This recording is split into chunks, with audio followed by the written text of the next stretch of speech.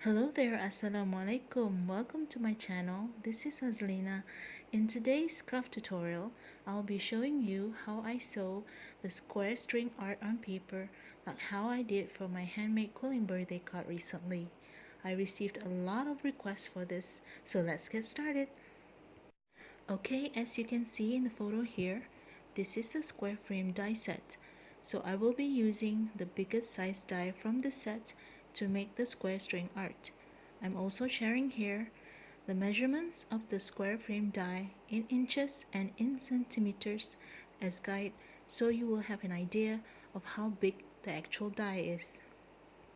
I'm using 2 pieces of square paper for this square string art because it's difficult to do it on a thin paper. So I glued 2 pieces of paper together to make it thick and sturdy. The weight of the paper I'm using is 230 GSM. The reason why I glued a piece of paper that I didn't die cut and placed it under the die cut square frame is because the star-shaped holes on the square frame die cut are a bit too big. So since I'll be sewing on it, I want the holes to be a little smaller, just enough for the string of yarn to go through. So that's why you can see here I'm piercing new holes after I glued the 2 pieces of paper together. I'm using white glittered yarn for this string art. They are so pretty, and this size of yarn is suitable for sewing on paper as it is not that thick. Just the right size to go through the holes that I pierced with the needle. So to start sewing, first you need to glue the end of the yarn on the back of the paper. I usually use a strong glue for this, but you can also use a tape. I skip one hole each time I sew on each side of the square in order to get that beautiful pattern on each corner of the square. Just follow exactly how I sew it and you'll be able to get the same results.